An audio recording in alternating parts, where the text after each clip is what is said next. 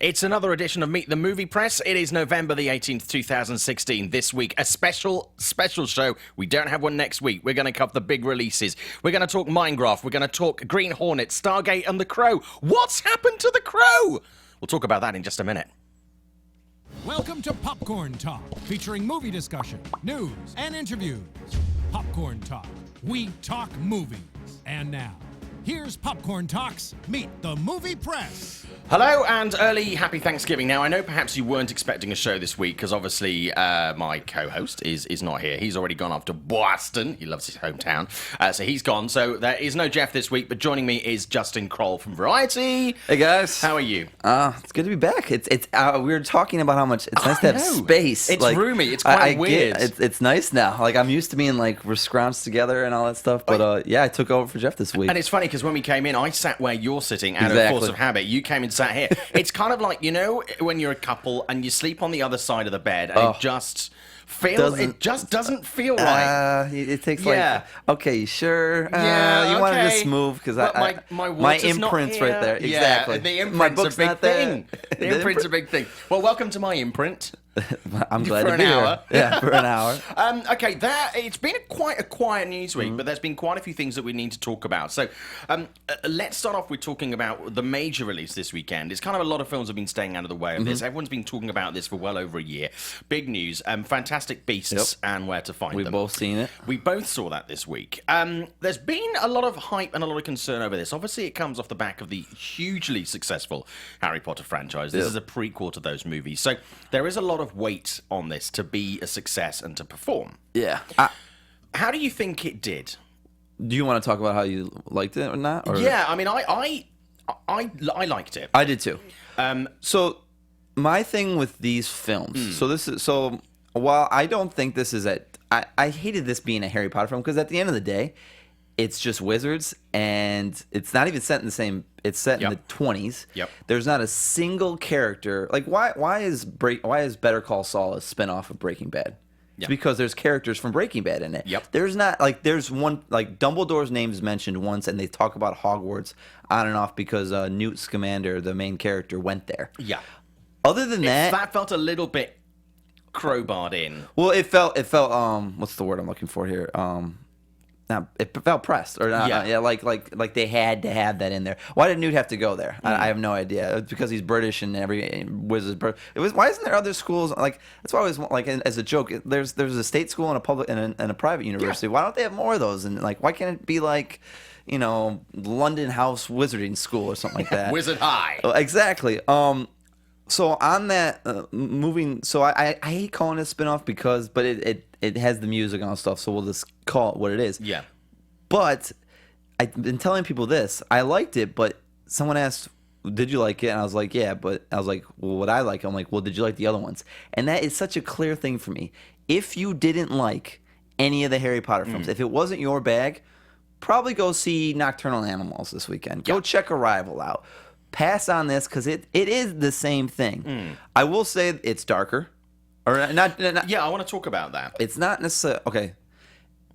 They decided to age it up. They skipped the first couple films. Like if you look at the franchise as a whole, it evolves. Yeah, and it grows with its audience. The first couple films by Christopher Columbus, very family friendly. Yeah.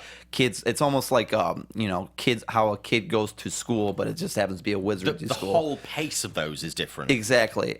This one is it's a fun film about a guy finding his pets, and then a mystery about what's attacking New York mixed into one. And so it had a little bit of Deathly Hallows meets Prisoner of Azkaban a little bit.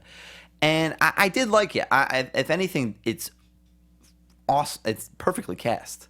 I think I did not have a problem with in fact, Dan Fogler and who plays Queenie?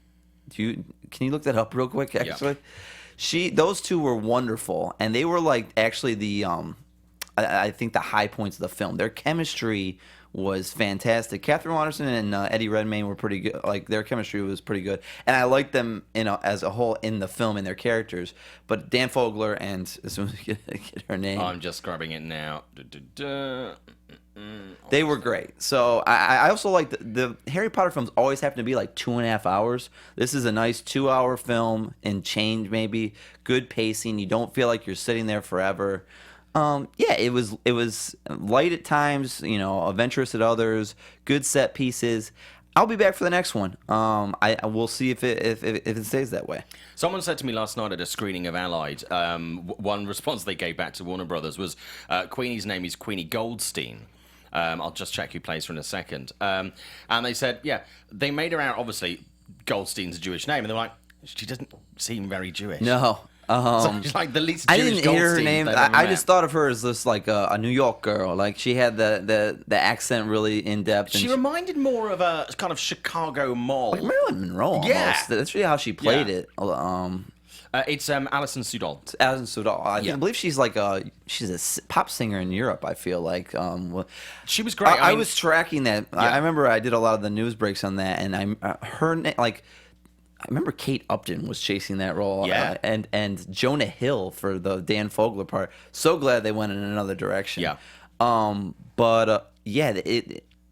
liked it. I think the fans of the Potter series will like it. But go in thinking it's more like a Deathly Hallows, like it's going to have a little bit of an edge. Yeah. It's going to play older. I honestly think like kids under 10, I might be too scary for them a little bit, but. Yeah, end of the day, solid B+. I think it's a good way to start the franchise out. It was a solid 3-star movie for me. Yeah. Now, when you're talking about Dan Fogler, he's the runaway success of the movie for me. I mean, I enjoyed Eddie Redmayne. He kind of gave me what I was expecting. I wanted a little bit more, but I think we're going to see more in the future films. Well, I liked they set up a lot of things. They set up this girl like the Zoe Kravitz. I thought was in this film. There's just a picture of her. She's going to be in the next one. Yeah. I was expecting even something like a flashback or a scene setting. We'll get to the sequels in a minute, but and they also mentioned his brother briefly as a war hero. I'm assuming he'll play into the next ones as well.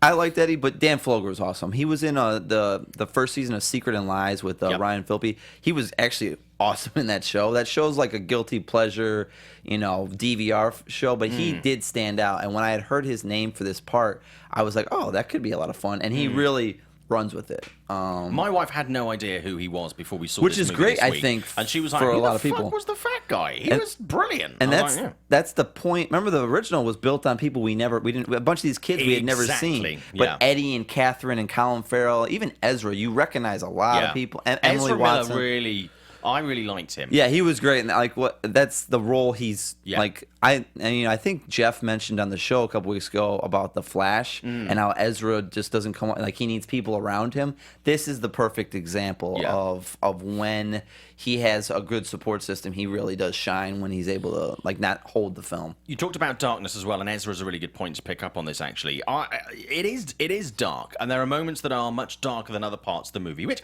at times felt a little every bit- time Ezra's in it, it's crossing the line at times. But for me, it felt a little bit mismanaged in balance, because when it was dark, it was really dark, and when it wasn't dark, Light, it really wasn't dark. Well, it was like one or the two, and it's there like wasn't really light Sorcerer's in the Stone middle. and Deathly Hallows had a baby. Yeah. And or better yet, it was like say Sorcerer's Stone is like mom and Deathly Hallows is dad, and that's how like the two parents handled the kid. Yeah. That's what I felt at times, because you're absolutely right. If I just showed you scenes of Ezra, and then I just showed you scenes of them finding the creatures, because the idea is like Newt loses like 4 creatures in this film. He has to find them throughout New York, while also figuring out what's destroying New York.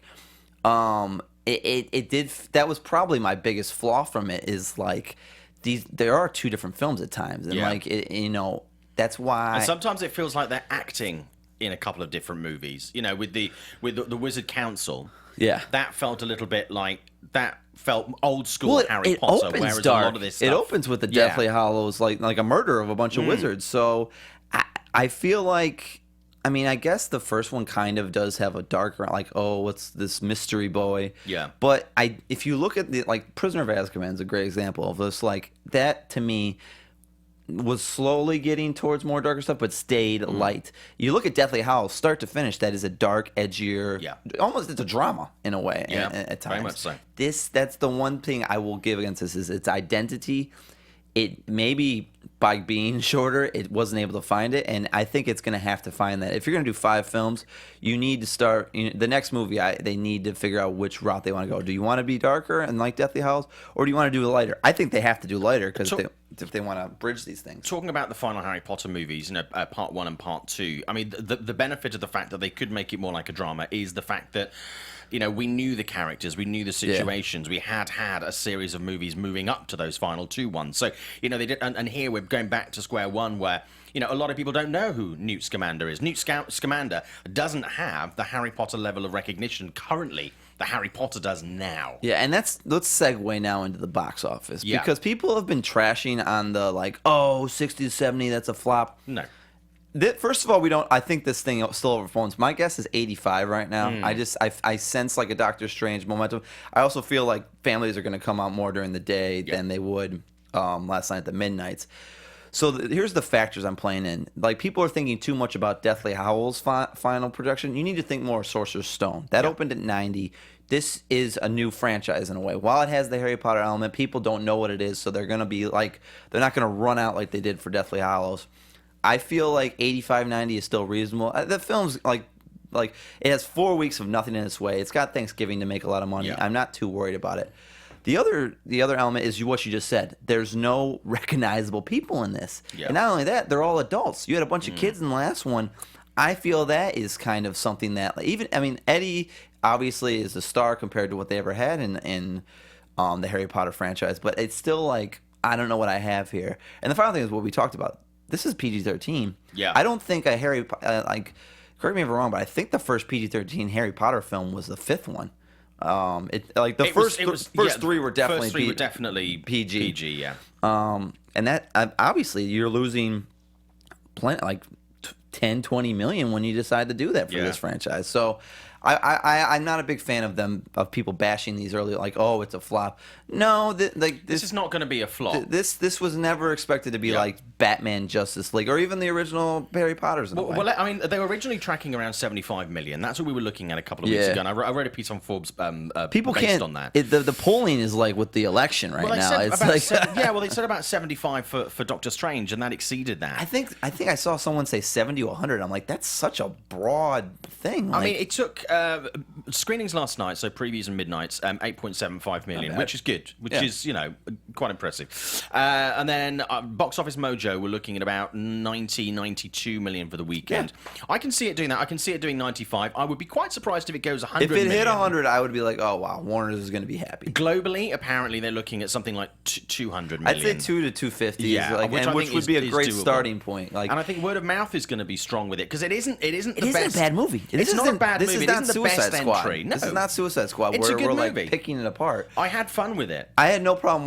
walking out and be like, oh yeah, I enjoyed that. And also, I think it's different to the Harry Potter series. We've got people in the chat, Zeno Hour especially, saying not a Harry Potter person.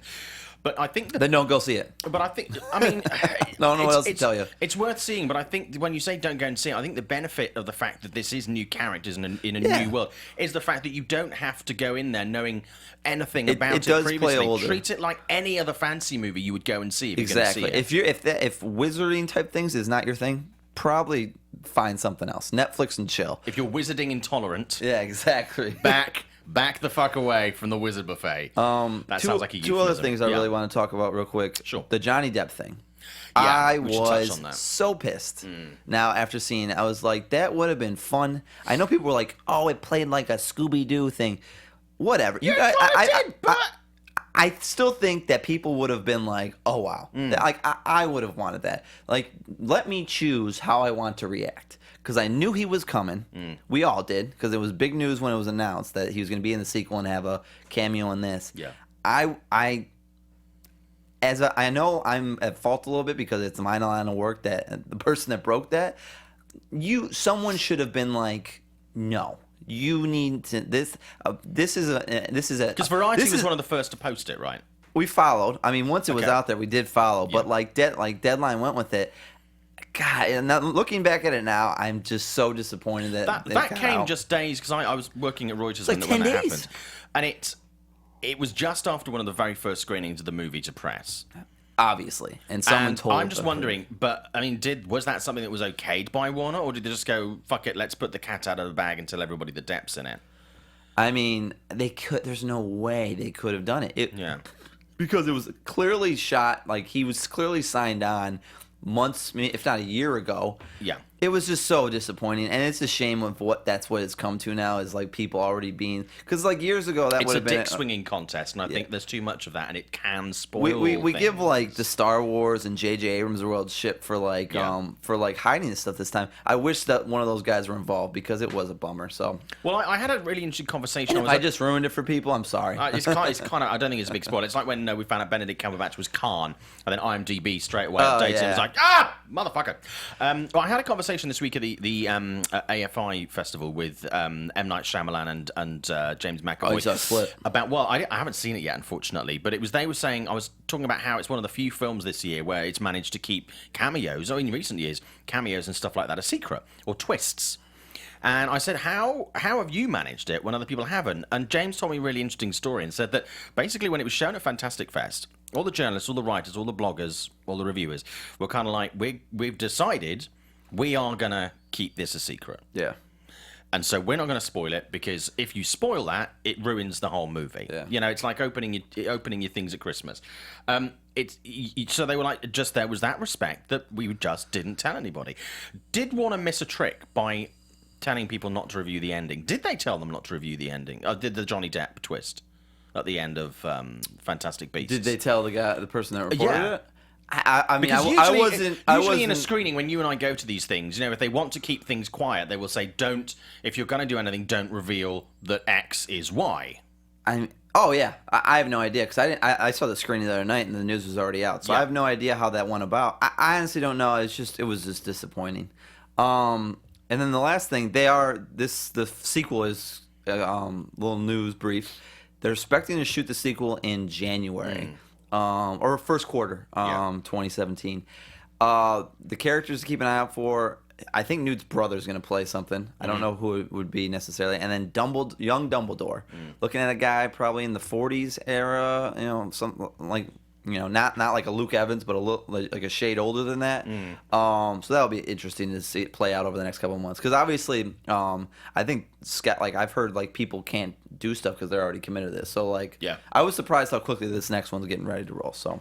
Because obviously, if you're having a young Dumbledore, you do want to sign them on for the next 4 movies. To me, the young Dumbledore is bigger than than Newt. Like, this is something they're going to have to like really meet with people and whatnot. One other thing I want to talk about Fantastic Beasts, and then we'll move on, is something that stood out for me more than with the Harry Potter movies was the costumes. The jackets, the coats, and the period stuff was superb. Some of the CGI was a bit sketchy here and there, but the costuming I thought was absolutely on point. Well, that's the thing with period stuff. I mean, they mentioned at my screening how that they had to. It was shot in London at the whatever those I forget the Leavesden. Yeah. But they recreated all of New York, and it looks just spot on. Like the Waldorf, they touched on a lot of like Central Park. So yeah, I agree.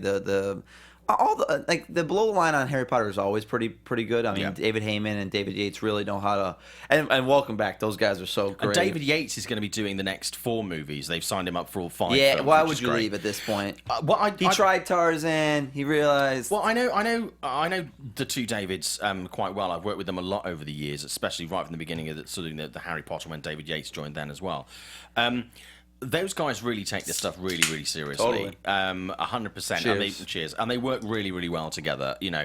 And they like to keep a lot of the... They've changed a few of the team for this movie, but they do like to keep a lot of the people fundamentally. And they brought a lot of the previous... Smart. A friend of mine who's a screenwriter is very heavily involved in the next couple of movies. So, you know, I had a heads up that there were going to be more movies even before it was publicly known. So they are very careful to guard this. And I think it's a good thing... One of the problems with the original Harry Potter movies, is the fact that when you change directors, it shifted the tone ever so slightly. I think the benefit for this franchise is the fact that David are at the helm. Did they go through 4 or 3? It was David Yates did the last 4 or 5. So it was Chris Columbus, Karan. Did Mike Newell do it? Mike Newell, and then it all went to David, and then David. Yeah. I knew Newell got a job there. So the tones, and if you look, the tones changed, and then Yates. Yeah. Took on. I mean, we should expect. I guess we should expect a little more adult tone because the last 4 films were more adult. So. And you know what? Even if it's adult, the kids are still going to see it because it's a money machine. I would say, you know, if your kid can survive a regular scare here and there, take them to it. We'll come back to releases and stuff that's coming out next week later on in the show, but let's talk about some news now. Okay, let's kick off with Steve Carell and Minecraft. Announced this week that he's going to be joining the cast of Minecraft. Break. What did you think about it? I broke that news on Tuesday. I was, Minecraft's an interesting one because they've been really trying, like Sean Levy was trying to do it. This is something, because of like what they can do with it on the platforms, it's a big thing over at Warner Brothers. I think it's a go. I mean, it's been a while since we've seen Carell in kind of like a commercial big budget thing. He did The Big Short. He did Foxcatcher. He did that Disney family movie. Alexander and the Great Big. Yeah, which was fine. Fine, but it was more like a mid-level thing. He hasn't done like something like this in a while, since like the Noah movie with Noah's the Noah Ark's movie. Oh God, yeah. Right. Was that his last big? I mean, he hasn't done anything of like a big budget tentpole style in a while. No, not for a while. I like it. It kind of gives me a sense of what the film's gonna be, like kind of like a light action comedy type thing. I feel like maybe like hopefully a better Pixels. I would assume like that's what they're trying to go for here. So we'll see. I mean, the one thing Warner's pressed when I broke the news is please don't say he's starring. It's an ensemble. So they want to do like a Ocean's 8, Ocean's 11 type thing where they're getting various stars, and Steve's just a good starting point. So I like the idea. I don't know what this film is yet, so we'll have to see. I mean, Pixels is not a great movie. It's heavily flawed, but I actually did, as shitty as it is, I had a bit of fun with that. So if they can take that idea, build on that, I'm entirely open to that, and I do like Steve Carell. I think he's very. He can do various things. Like kids like him, and older audiences like him as well. I mean, I think he's 15 years ago, after whenever 40-Year-Old Virgin came out, I don't think we ever thought he would be able to do like an Oscar-nominated performance in like Foxcatcher or Big Short. So he definitely can jump. And then, Date Night was on recently. I guess that would be his next. Oh yeah, him and Tina Fey and Mark Wahlberg. That's a great example of like, I guess this is going to cost a little bit more, but that's probably of what they're kind of going for here is like. Big cast, center on him mainly, but like I look forward to it. So we'll see where it goes, but I think it's a good starting point. Another big story of the week. We've had a lot of action on this in the chat. The Green Hornet reboot story this week. Let's chat about this. And obviously Jeff is not here, but Jeff. We'll get to the Jeff thing in a second. Let's talk about the project. Okay. But did you see the Seth Rogen one? I did. I thought it was okay. It wasn't bad. I mean, fine. Green Hornet was something. I appreciate growing him up, trying had it. A pop culture reference, but it wasn't massive. It was kind of corny. It was like it was a plain movie. It was cliched at times, but according to it's Deadline, Hollywood broke this, and Gavin O'Connor is will be directing this. So directed The Accountant recently. Yeah, directed The Accountant. Did Warrior. I really like him. He's very talented. I feel like. But he did Jane Got a Gun. Jane Got a Gun, which did no business. No business. It's not a bad movie. No, that wasn't his fault. It was more of just of the studio burying it. So I think that's on VOD or streaming at the moment. So it's worth looking at. I might check it out. It might be my binge this weekend. But he said he wanted, unlike the TV show was a little lighter. Seth Rogen did like an action comedy. He wants to do like a darker, edgier thing, something like Bourne or Batman or something along those lines, and which is cool. Like you can reinvent the wheel a little bit with something like this. So he did an interview with Deadline, and we should probably jump on this because our buddy who's not here had an issue with this because this is the one thing I would like to. I'm definitely going to defend him here. So Jeff had asked about the same exact thing back in when he was at the Wrap, like last summer, July, a long time ago, 2015. Yeah. And there's two elements that I have to defend. First, me and him are very competitive. We all hate losing scoops. It's a very bad feeling. No one likes to lose in general. There is no worse feeling than when you've asked about something a while back. You're told you will be protected, and then a year later, obviously, not only do you lose the scoop, but the person then gives a Q&A about it, meaning someone had to set this up that knew that you were losing this. Yeah. So it's not just that you lost it, not just a punch in the gut. It's a slap in the face because the guy's pretty much like, ha ha, I'm giving this to someone else, like blatantly telling you this. So I'm definitely defending Jeff. He had every right to be pissed off about that. And then I saw people being like, why did you wait such and such time? Here is how it works. Jeff, like so many times, 90% of the time when we get a tip, it's not coming from Gavin or his agent or the producer or like the direct person. It's coming from a third party that heard it from somebody. It's a game of telephone. So we have no idea. Like, I hear these things, I get 5 to 10 tips a day. 80% of them are just either the person's already passed, the person hasn't even met, and it's just a choice. It's like, it's so one-sided or already inaccurate that we have to go through another channel to make sure it's correct. And you can't simply be like, post it. And in this case with Gavin, they may not have, they had to secure the rights to Green Hornet first, because I think the last one was made at Sony, and now Paramount and Chernin got this. So they didn't even meet with Gavin until probably recently, because it could have easily, like, I when I was on recently, I said the Willy Wonka rights we had to renegotiate for 6 months.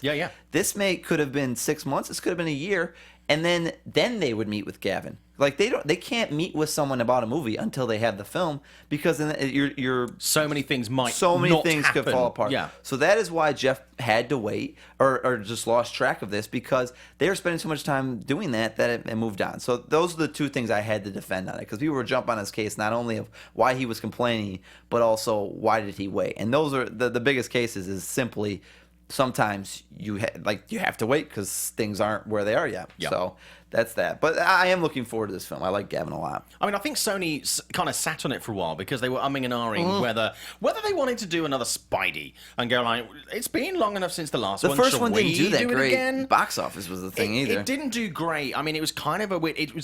It's one of those films where it's there in pop culture, and if you're aware of it, you're aware of it. But it's not something that, certainly in the UK, it was quite hard to sell, because Green Hornet was not big on TV. Yeah, it wasn't. It's not an international. It was there. I mean, I knew about it as a kid, but it didn't have that, ingrained awareness. Like many characters from the UK will come over here and do movies, and people are going like, I don't know what the fuck that is, or it's a small I also audience. got the sense Seth and Evan Goldberg, who wrote and produced it, weren't that interested in doing the sequel. No. And the only reason it really got ramped up in the first place is because Sony, like, those two can have a pull out of weight at Sony, and once they were like, we're not really into it. But when it was made, it was kind of like, it was looked at as a potential sequel fodder. Of course. Studios do sit on these things, and they're like, well, maybe we'll want to pull it out of the bag in 5 years or 3 years or whatever. But obviously that I mean, Fantastic Four is a perfect example. Like, people were like, Simon Kinberg's talking about the sequel. I don't think that film's getting made anytime soon. No. Trank's gone. No. Those actors don't want to be involved with that. They've moved on to their own other franchises or whatever. So that's another case where they've only just washed the stink off, and they don't want to. I mean, I don't know when that thing comes around next. But Green Hornet, it's been a good enough time where I'm like, let's do another one. Especially since, like, not enough people saw it, where it's not like people are going to be like, what are you doing with already remaking this and all that But stuff. Also, look at the landscape at the moment for what movies are out there. There isn't anything out there that's quite like it. No. And, there are certain franchises that have been good action franchises that people are kind of tired of now. So I think to bring something back like this, something fresh that's a bit different, that isn't a superhero movie but isn't a straight action movie, is actually... And give you something, a new look to it, too, as well. Do you have any casting ideas on that? Because let's just totally assume, which I think is a fair assumption, the original cast will not be coming back. It'll be something completely Gavin new. worked with Tom Hardy on Warrior. I wouldn't be against that. I think he could be... So...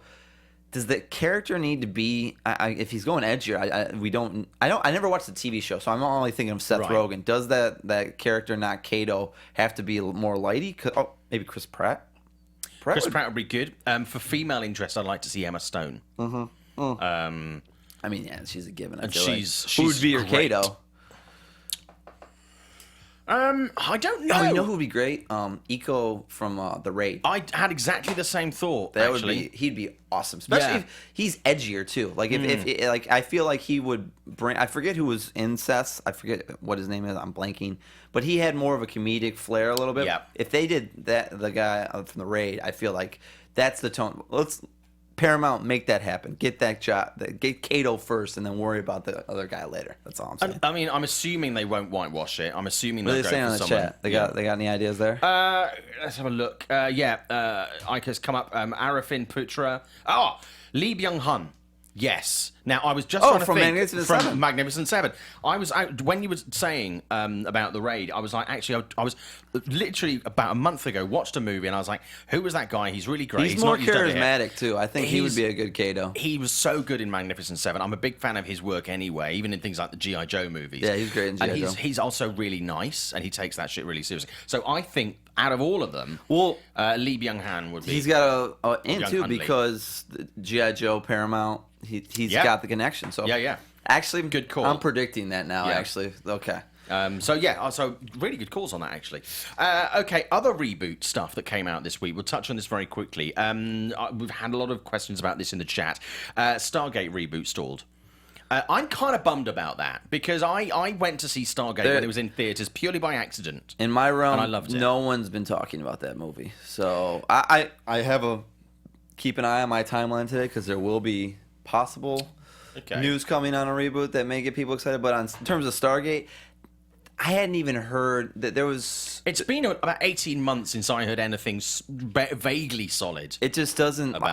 You know what hurt that? I really think that Independence Day just is. That film was such a bag of dicks. It was just big bag of dicks. Yeah, it was just bad. I think that may have stalled it. Like the Roland, because Roland was going to direct. Yeah, that's an expensive movie. People, he keeps getting money. I mean, he's got that Moonfall film at Universal. He's got a bunch of stuff coming around, but I don't know. I actually think he's trying to get a Battle of Midway thing up first. Okay. That may be the reason why Stargate happened. I heard him trying to do a Battle of Midway thing or a war pick.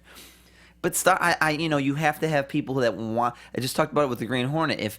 If the key element is not interested, then the studio exec that's a business, folks. Like you need the person driving the ship or the car needs to make sure that they're focused on it, or else I think director is going to be really key with that project. I don't think it's going to happen at all now, but if it did, it was kind of sitting there. I think again with Green Hornet, I think director is crucial. You see, if he wasn't busy with a load of other projects right now, I would have liked to have seen a Guy Ritchie Green Hornet. But why don't we give it to Raid director? Who? The director of the Raid. I've completely blanked on his name. Oh, Gareth Evans. Yeah, Gareth Evans. I mean, listen, he seems he's so content. He'd nail that. He would, but he's so. I remember Gambit. Yeah. His team. Sorry about that. What? Oh, Gambit. I thought you meant the terrible Colin Firth movie then. No. I mean the Channing Tatum comic movie. Yeah. That Fox loved him for, and his team wanted him to do that, and he was just like, guys, this is not for me. Gareth's just, I think I would love Gareth for a Stargate. Problem is, I think he's just so original content stuff. He's doing The Apostle right now. He has another thing called Blister that he wants with MRC. He's all about his own properties. Yeah. So I don't think until there's something that really gets, unless if he finds a Stargate script and it's like, I want to do this. Well, he would have been good for Stargate or Green Hornet, I think. Yeah, he would have been. He's talented. Yeah. I'm all on his train. And he's Welsh. Wales. Another one this week, Starship Troopers. We heard about this the other week. That's moving forward. It has been muted for many years. I remember when I used to PG-13 Starship Troopers. Too. Yeah, I think it's going to have to be, which is a bit of a disappointment. But I remember talking about this story when I used to do a movie show in the UK on one of the major networks there, and it was even then they were talking about doing the reboot. Now it is happening. They were talking about it a bit more this week, and they're saying that actually, they've got some really good ideas, and it's moving along nicely, and they think it's going to fit in with Trump presidency, and that got me thinking because I think that would work really well. But over the last couple of years, we've seen a different type of American president in movies, and we've seen a lot more African American presidents in the last 15 years and female presidents. So do you think now when we start seeing a lot of these movies coming out of Hollywood, we're going to start to see the president in them change and become a bit more Trump? I don't know about that. I do think Peter Bart and Mike Fleming touched on this on their weekly column about like are we going to see a new type of 70s activism in film? And I totally could see I think people are comparing Trump a lot to Nixon a little bit, which is not an unfair comparison. It isn't. But I mean, I will say Nixon actually was a politician before he was president, so that's his one experience. One what an head outdated up concept. But I thought that was kind of intriguing, and it will be interesting to see the next. I mean, it depends on that was a decade of just rough times. So it wasn't just Nixon; it was for like Carter and for there was an array of presidents that just didn't like inspire. If that happens in the next 10 years, like if it moves past Trump into the next whoever it is, I could see. I don't know how, like, obviously, like short term, possibly like with the Starship Troopers, but from a long standing point, I was thinking the same thing. Like someone made a great point that a show like Atlanta, I think TV shows are going to have much more effect because of the writers drive TV shows where directors drive movies. Yeah, I think those ideas are going to be shown, and I mean Atlanta probably won't be on again until 2018 because of Han Solo and Donald Glover. But so look at shows like that are already talking about like certain areas of the country and how this is affecting them. So we'll see. But it's more possible that the presidency is definitely going to be something in this. But was there?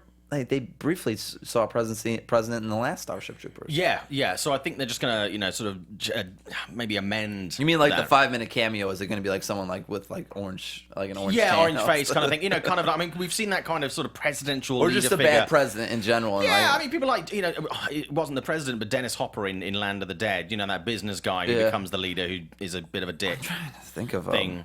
We have seen it in film previously. Well, if you look at like 24, they I think the president was a bad guy in one of the seasons. I actually tweeted yesterday, and it was during the Bush presidency, so you could definitely have some angst there as well. I actually tweeted something yesterday and said at the moment watching the political stuff over here is kind of like watching an episode of 24, but not from Jack Bauer's POV. It's from the other side. We're having a few people in the chat who were talking about Starship Troopers. Nate says Starship Troopers 1 is actually good. Screw the haters. No, Starship Troopers is a great movie. I forgot there was sequels. Yeah. I mean, it was on recently. It is a great, like, it's a great you movie. do, like, if you haven't seen it in a while, you stop and, like, try to, like, oh, yeah. It's because it is,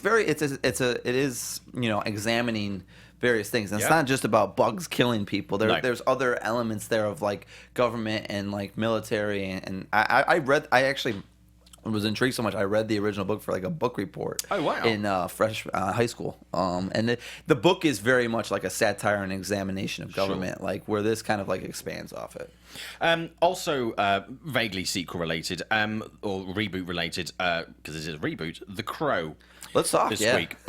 Leaving Relativity. Finally. Now, Relativity has been a quagmire for so many filmmakers. I know 2 or 3 directors who've just been, and people who run production companies who've really been struggling with what's been going on at Relativity. They've had projects there or deals there that have fallen through, etc., etc. The Crow is a project that has been rattling around the reboot for 5 years now, possibly. Well, I mean, since I've been film reporting, it's been around, it feels like. And this was like in the heyday of Relativity, of like after Act of Valor, when they had like money and they were like had successful films, and everybody was like, oh, let's go, it's another distributor. I think there was either Bradley Cooper was the longest attached actor, I feel like. And then we recently had Jack Houston, Luke. Oh, no, the closest it came to was with Luke Evans. Well, Luke and I have friends in common, and he was totally in the process of preparing. I know people on his team very well. He was very close. That film was that close. They were looking at gutted that he wasn't going to get to do it, because I thought he would have been great. I actually had an Uber the other week in LA, and this is a guy who was actually up for the role of Eric Draven. And he was an unknown guy, and he was like, Eric Draven or 1995? This Eric Draven. And he was. It was before they started attaching some really big names to it, so it was pre-Luke Evans. So they've literally. I don't think there's anybody. It's a good sign though for the film, though. I feel like, because I mean, all those films kept leaving, and Relativity would not let this thing go. I mean, they attached Momoa recently. And they're Corin saying Hardy as director. And Corin's been involved for a while, but Momoa was the closest thing of this thing moving forward. Yeah. And now they're saying because of a rights thing that he may not be involved. It's a weird thing. Listen, the film Leaving Relativity is great for the film, because who will pick it up? Do you think? It says John Davis Group, and he's got a big connection at Fox. So I could. That's just connecting the dots that makes the most sense. Makes sense in many ways, because I think Fox. Maybe I discussed Sony? this briefly. You see, I would think Fox would be a better fit, because we discussed the possible X-Men reboot the other day. They're kind of licking their wounds a little bit, aside from Deadpool and possibly Logan. The THR story back. about like where like they're kind of in I was talking to somebody about this recently, like, and they might want something that's darker, more like a DC entry. Well, they're trying to get the Predator thing's heating up. They're trying to get their other branded stuff while they're kind of reconfiguring the X-Men stuff. All their Marvels, like between Fantastic Four, X-Men, obviously the Deadpool. Yeah. Deadpool's going to happen, so I'm not too worried about that. 2 and But 3. there's other. They need other elements. They need a world around it, and they're trying to reconfigure that. So Crow would be. It's a franchise, branded material that people would come to. I think this film. I mean, Jeff's its biggest champion, but I do think this film, in this day and age, would have an audience, and people would come to see it. So I think it's going to be hot. Like, people are really going to fight to get that one. So who, if let's say Corin and Jason both drop, because obviously Jason's got Aquaman and stuff as well, and then possibly more Warner Brothers stuff off the back of that, DC. Who's left? I don't know. It was Bradley Cooper, Channing Tatum, Jack Houston, Luke Evans. There's so many people that were attached to this. This is like Man from U.N.C.L.E., which scares me a little bit that it's a little tainted. I'm trying to think. Like, do you need like the man's man, or could it just be like Joe Schmo? Like, Gordon Levitt would be. Yeah. He wanted to do Sandman. He left that project. Yeah. If the right director came into play, I think JGL. Director-wise, Corin I like a lot, and I think they would still want to go with someone not a seasoned person. They want to probably keep the budget down, so they're gonna have to either pick a star and pay him, or a director and go new. Someone that just occurred to me the other day. I was catching up on Preacher because I hadn't finished that, and Dominic Cooper. He's had his shots over the years. Yeah, and it's never quite worked. But I'm just wondering if someone like him. He's not physically as buff, but you can obviously change that. I mean, Cooper and Gordon Levitt kind of have similar physiques in a way, and they're not intimidating. Or they're more like, I say not physiques, but like they're a less intimidating force on the screen. So I think either of those would be great. Do you know who I'd love play the villain? We have no idea who the villain would be. I would love to see. He starred with him in Third Rock from the Sun, John Lithgow. Oh, he'd be great. And I spoke to him quite recently on the premiere for the Accountant, and he is desperate to work with Gordon Levitt again, and he's desperate to play a villain. No one was better at villain roles than Lithgow in the 90s. Like Cliffhanger, Raising Cain. Yeah. Raising Cain, Ricochet. Love. Yeah. He was great in Ricochet with Denzel. So... And he's moved away from that. He hasn't done a villain. I can name the last one he's done. So yeah, he'd be. I was talking to him about that, and he's come close to doing it. How shocked are you? He's never been a Marvel villain. This is what started the conversation with him. Or DC. He's in both those worlds. He's come close a number of times apparently, but it just hasn't happened. But he's desperate to do it, and to see those together. It's like him and Jeremy Irons Jeremy Irons and Gary Oldman ran the villain game in the 90s. Yeah. And they completely. They're like, I'm sick of that. Let's go. And Oldman definitely changed his pace. Oldman would be good in this. I actually made Gary Oldman laugh in an interview a couple of years ago. I mean, Gary's always in, and Gary literally had a streak of just great villain roles in the 90s. Yeah. But I mean, so I'm still optimistic about that, and it is a definite film that I want to see. Another film of that era that I would really be interested in seeing, because the director's completely gone off the boil, but it was a genius movie, was Dark City. In the 90s. Alex Pro. That's one of my favorite films. That was wasn't that Roger Ebert's favorite? Like, that got a lot of buzz because it was Ebert's film of the year. And it was not a massive film box office wise, but I watched it again quite recently. It's a cult thing. It was like I think people found that lit down the road more, but that it was Rufus Sewell, I feel, was the star of that. William Hurt, Kiefer Sutherland, Jennifer Connelly, great cast. The whole film noir meets like Aliens in a way. Yeah. It's just a great take. It was a scary ass movie. Those I might watch that this weekend, Simon. It's seriously, whenever I go to my shelf of Blu-rays, and I'm like, okay, I'm going to stick something on. Whenever I see that, I'm like, I can never watch that movie enough times. I love it. I can never turn it off though when it's on TV, which is annoying, even with the ad breaks. Other movies this week: Wedding Crashers 2 in the works, apparently, according to Isla Fisher. Nah, not excited about that at all. I mean, at the end of the first one... it's just too long at this point. Yeah. They want to do a sequel. What is it, 10 years since Wedding Crashers? 15, I think. Yeah? Close. I don't know. I mean, I don't know. I mean, the end of that movie, they all went Vince off in the is car trying to together. do different things, and I mean, maybe Owen comes back, but you need Owen and Vince. You can't recast that film. It's just not going to work. They all, at the end of the last one, they all went off together, possibly to crash another wedding. Yeah. I'd just say just leave that there. Or crash the car. You want to move over to some upcoming releases and... trailers real fast? Yeah, let's talk about that. Trailers this week, Beauty and the Beast trailer. I really liked it. Okay. Yeah, I like you. You said you. What did you? I thought it was fine. I mean, I know people that worked on the movie, and they're very, very excited about it. I'm convinced the final film is going to be great. I almost didn't want to watch the trailer, by the way. Yeah, it didn't move me in the way that I was expecting it to. I love Beauty and the Beast. I love the cast of this film. There's something about it that just right now isn't quite getting me in the feels, as the kids say. Maybe that's a good thing, because I've been so frustrated. Like, after Billy Lynn just was such a great trailer, and the film was a poop, and I've heard other films recently that I saw trailers for that they just didn't live up to it. This film will be fine, and it has the elements I'm looking for. I think it's a good thing you weren't you're going to see it. I was okay with it. This film doesn't need a trailer. If anything, it was just to quickly show what it is. But that film is gonna kill. So yeah, the Mrs. Teapot and all those characters were fine. I mean, in the end of the day, the Beast was the one character. Luke Evans as Gaston. I kind of wanted to. I guess they're saving those pieces, but I did want to see a "Be My Guest" like the Gaston song. Likewise, but I don't want to see it just yet. Yeah, exactly. And I had this thing. I was cutting a piece this week for Reuters about Fantastic Beasts.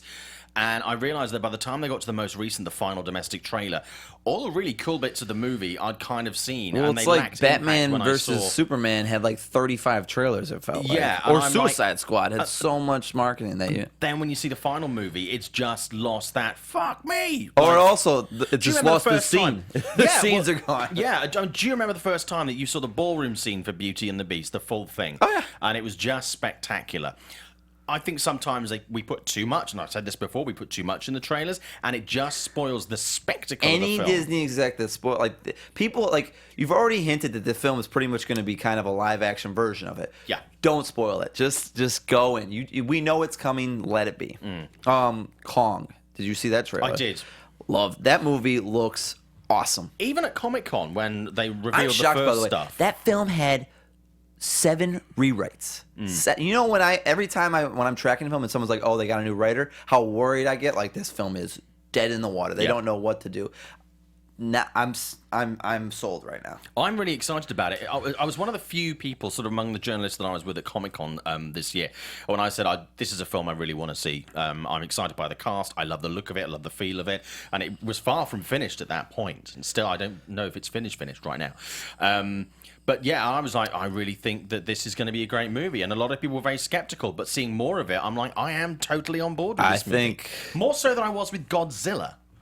When I saw the first trailers for that. I am too. What's amazing is I saw the poster recently. All the people that aren't in above it, because the cast is. I forgot, John C. Reilly. Yep. Totally forgot he's in this. Yeah. They had to leave out of that the poster Shea Wiggum, Corey Hawkins from Straight Outta Compton, and I heard Corey's a big lead in this. Yep. Jason Mitchell from Straight Outta Compton, Thomas Mann from Me, Earl, and the Dying Girl.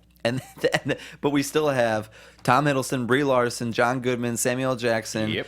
And there's 2 other people in there as well, and John C. Reilly. I mean, the cast is phenomenal. Which makes me, because we know some of them that aren't, above the line, have got quite, strong roles. It does make me wonder, what have they got in store for those guys? Oh yeah, I mean, because obviously there's going to be some. Yeah, not everyone's. What I also liked about this, I think there's standout performances that are not currently the big names that get the thing, and I think that's, for me, is a really exciting dynamic. They focused on Kong a lot in the first show. This one, I love how they're showing off all the other creatures, which just the Skull Island's that. Peter Jackson's King Kong was great just because of all the creatures he inserted in there. This one could be a lot of fun too because of that. Getting a shout out here from Jose Munoz. I like the guy in the white shirt, so that's obviously you because I'm wearing. Oh, cool. So creepy. Thank you. But yeah, other trailer this week was The Ghost in the Shell. I like the tone of it. It had a cool music vibe. Yeah. Yeah, I'm excited. I'm not a huge Rupert Sanders guy, but we'll see how it goes. But yeah, I think that people should get over the whitewashing thing. It's going to be you should have fun with this and enjoy it. But yeah, I think it Scarlett's great in action. I forget the guy's name. He's from Game of Thrones, but he's the co-lead, and then Michael Pitt's the villain in it. I always like a Michael Pitt villain. So game on, Paramount. Let's touch on a couple of stories, and I'll talk about Lin-Manuel Miranda as well, and then we'll go to the releases in the next sort of couple of minutes. Taron Egerton, Robin Hood coming 2018. That's the origin story with Jamie Foxx as Lil Jon.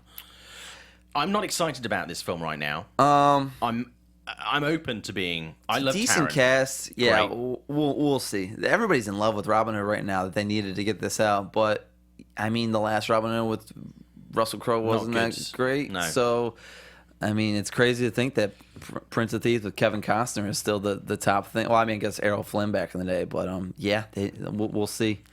It's not getting me right now. Obviously, the second Muppets movie didn't particularly do brilliantly and wasn't as well received as the first one, but a Sesame Street movie is in the works.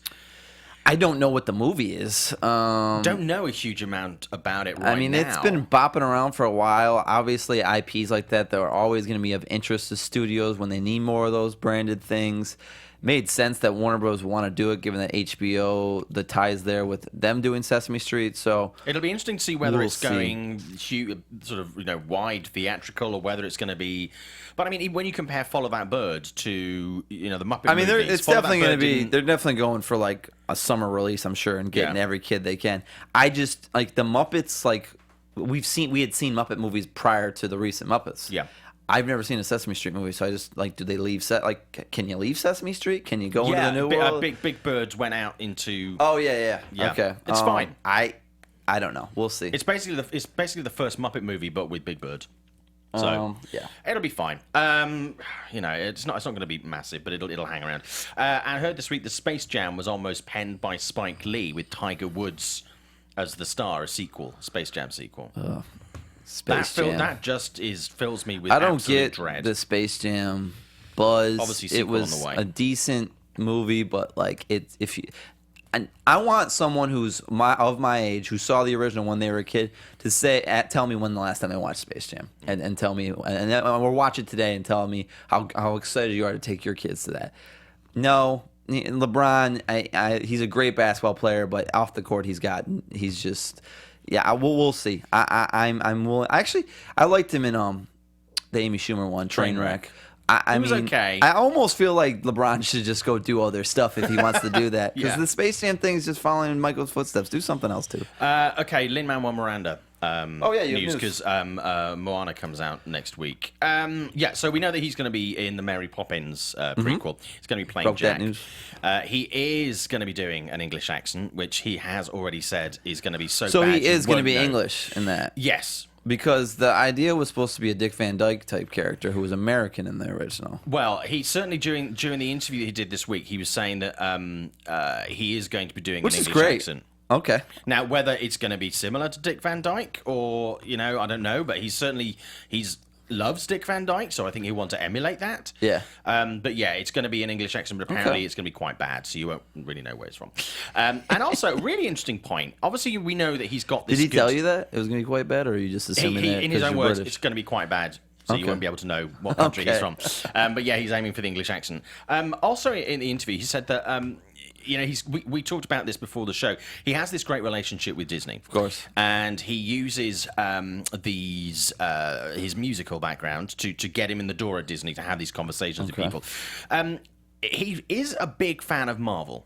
Oh, okay. And there is one particular character that he would actually like to play that he's already specified. It's Carnage. Really? Yeah. Now, he said that if Disney and Marvel were looking at doing a Maximum Carnage movie or bringing Carnage in as a character, he wants to be Carnage. And he wasn't like, blah, blah, blah. He was like, genuinely, as a fan, he would love. That's a goal. You know why I his. respect that? Is I know he read comics as a kid now. Yeah. Because like, I would have fan. never in a million years been like Carnage. Like, he wasn't like, I want to be Captain America. Like, he wasn't like our Batman. Yeah.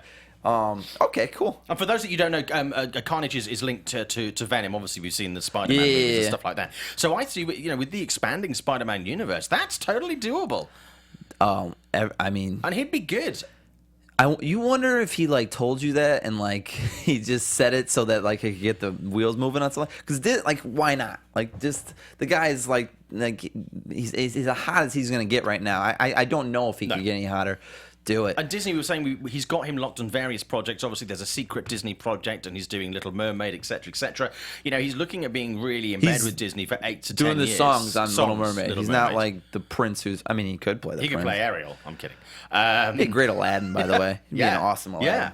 Yeah. So, yeah, I mean, he's got these relationships. He could build on that. So let's see where that goes. So, Lin-Manuel Miranda for Carnage. That could work. Wants it. He wants it. He's not attached to do it. We want to make clear on here when we say stuff. It's on his Christmas wish list. Hey, the doors are opening out with conversations. Okay, let's look through what else is coming out this week, and then we'll round off the show. Bleed for This. Have you seen that? New. But Jeff seemed to really like it, so I think I'll check it out. It's getting good buzz. Edge of 17.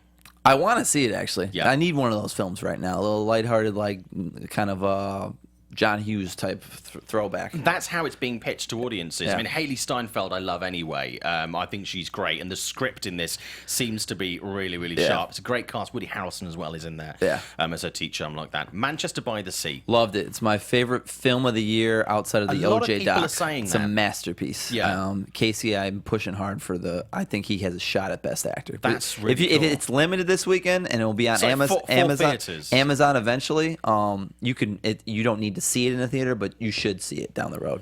Nocturnal Animals. I liked it a lot. Didn't love it. It's Tom Ford's new movie. Yeah, right? The Jake Gyllenhaal. It's a weird one because it's like separate storylines. Like Amy Adams is reading a book, and the character is Jake Gyllenhaal, but her husband is also Jake Gyllenhaal, her ex-husband. I like the Jake Gyllenhaal stuff, but the Amy Adams stuff I found a little flat. But yeah, check it out. It's also limited in theaters, I think. Now we don't have a show next week. Jeff and I are taking the week off because obviously it's Thanksgiving on Thursday. A couple of movies that are coming out next week. Moana, Disney's Big Bet. It's getting great reviews. It's getting really solid response, which is good. I might see it tomorrow. I have a football game that's very important to me, but I have a screening as well. So I'll see those Disney animation, Big Hero 6, anything like this I'm always up for. Yeah. Bad Santa 2. I'll be there. I've heard really mixed things about I've heard it's awful, but I don't care. I loved the first one, and I have to go to this one. But the first one, when it came out, I remember it came out in the UK like a year after it came out in the US. It didn't exactly get glowing reviews then. It's a cult movie. Yeah. It hit people the right way, but I'm gonna be there, and I'll probably have a couple beers in me to enjoy the experience better. That's the way you should watch it. No Oscar I will be there for sure. And finally, two more movies. Rules Don't Apply. Warren Beatty back in the director's You saw chair. I didn't. I've seen it. I did junket for it last week.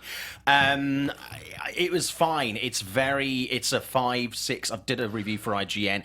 In some moments, I'm like, I really like this, and other, it's horribly uneven. Yeah. Badly drawn characters sometimes. Some of the dialogue is not great, but the visuals, there's no doubt he's still got his eye. It's a beautiful thing to watch. But characters come in and leave and disappear, and it's just kind of... That's what I heard. Uneven. And Allied. We both liked it. I really liked it. I did too. It's a great throwback. Zemeckis, top of his game. My only the first half I like better when they're spies together. The second half is him trying to figure out if she's a double agent, which kind of gives her nothing much to do. But it still is entertaining. Yeah, check it out if you're looking for that type of throwback. It definitely fits that mold. And Pitt is great. Zemeckis' direction is great. Quotier was great. Jared Harris. Yeah, supporting cast really is good. Exemplary. Yeah, really, really Lizzie good talent Kaplan in a random but good role. I really liked it. Great. I was really surprised and really pleased with that. I really hope that it's not overshadowed by other releases at theaters because it is something you should absolutely check. I think the good news is it's got all these films have 3 or 4 weeks till Star Wars comes out, so they have time to the audiences have time to see it before that. It feels very old-fashioned and very comfortable and very reassuring. Some of the costume, like Pitt has a jacket on there that I need today. Score. Not the strongest part of the movie. It was the weakest part of the film. Not the part of the... Okay, that's the end of the show. We managed to fit a lot in. Happy Thanksgiving, brother. And to you. Thank you for stepping in this week. Really appreciate it. And we are not here next week, so there'll be no show. We'll be back the week after Thanksgiving with 2 weeks lot of news to fit in. So, and Jeff will be back too. Where can we find you on Twitter, Justin? I am at Kroll J Var VAR at Twitter, and then you can read me on Variety.com. You can find me on Twitter at ShowbizSimon, Instagram at ShowbizSimon, and on Facebook, This is Simon Thompson. Like I say, no show next week, but do tell all your friends about this show. Share it on YouTube, share it on Twitter, like it on iTunes, and just, spread the word. We really appreciate it. And I will see you back with Jeff in 2 weeks' time. Have a great Thanksgiving. Happy holidays, guys.